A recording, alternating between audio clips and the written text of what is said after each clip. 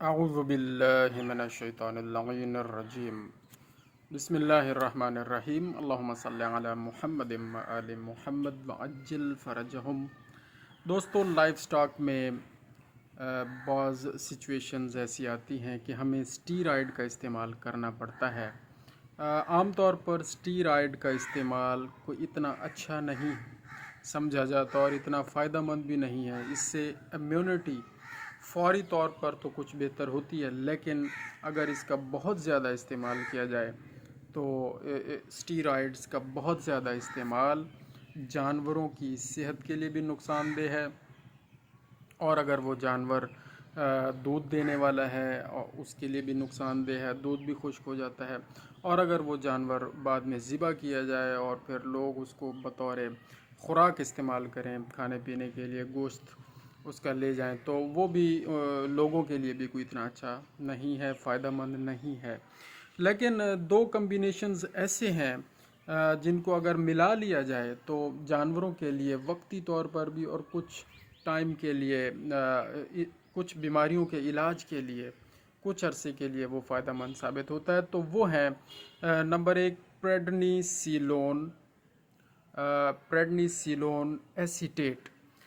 British pharmacopoeia کے مطابق 7.5 ملی گرام اگر اس کے لیے جائیں، اور اس کے ساتھ DEXA میتھاسون sodium phosphate British pharmacopoeia کے مطابق 2.5 ملی گرام اگر لیا جائے اور ان دونوں کا کمبینیشن تیار کیا جائے اور ایک پروڈکٹ بنائی جائے، تو یہ پروڈکٹ جس نام سے بھی مارکیٹ میں سیل ہو یہ فائدہ مند ثابت ہوگی۔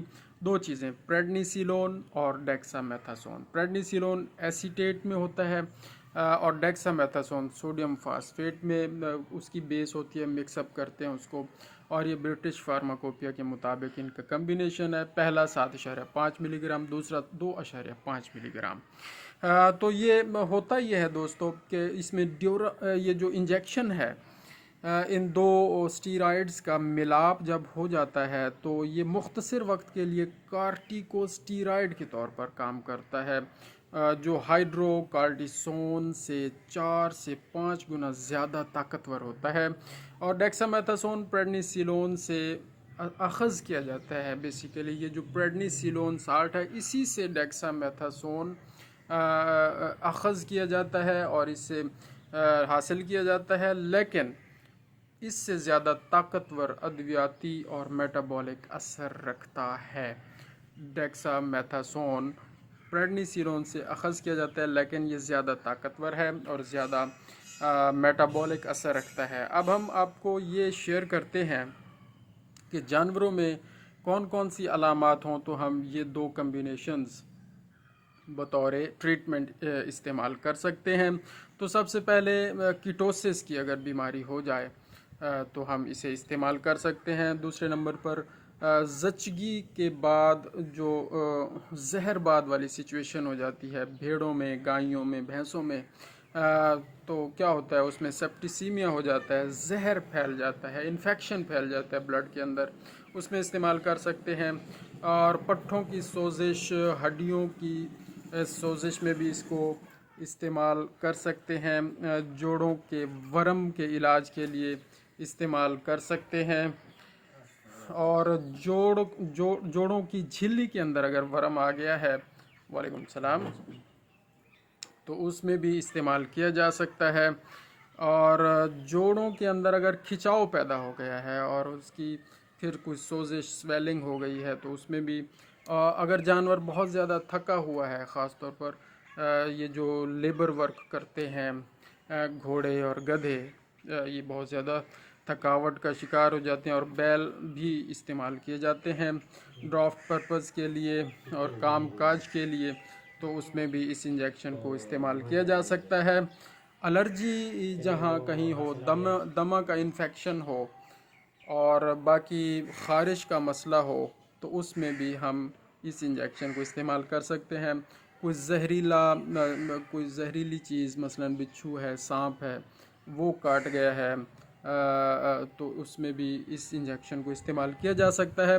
अच्छा, अब हम आपको ये शेयर करते हैं कि कहाँ ये इंजेक्शन या ये कम्बिनेशन प्रेडनिसिलोन और डेक्सामेथासोन इस्तेमाल नहीं करना चाहिए। तो वो ये है कि जहाँ कोई वायरल इशू हो, वायरस की बीमारी हो, वहाँ पर इस्तेमाल नहीं करना। और जो जानवर प्रेग्नेंट है, हमल में है, और उसका आखिरी 7वां 8वां 9वां महीना चल रहा है, बड़े जानवरों में या अगर भेड़ बकरी है तो उसका आखिरी 1.5 महीना चल रहा है, तो वहाँ पर इस इंजेक्शन कम्बिनेशन को और किसी भी स्टीरॉयड को इस्तेमाल नहीं करवाना चाहिए। आईएमबी ये इंजेक्शन लग सकता है, स्लो इंट्रावीनस वरीद में भी लगाया जा सकता है, वरीद में, और सब कट भी ये इंजेक्शन लगाया जा सकता है।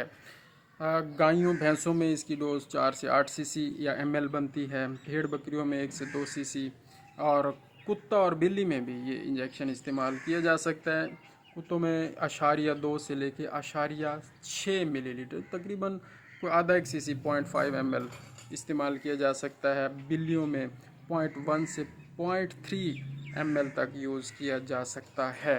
भेड़ बकरियों में 1 से 3 सीसी या ml ये इंजेक्शन लगाएं तो ये बेहतर होता है। और जब ये इंजेक्शन आपके पास आ जाए तो इसको खुश्क जगह पर छाँव में रखना है, धूप में इसको नहीं रखना है, फिर इसके फ़ायदे इसको आपको मिलते रहेंगे। जज़ाकल्लाहु खैरा। अल्लाहुम्मा सल्ली अला मुहम्मद व आले मुहम्मद व अज्जिल फरजहुम।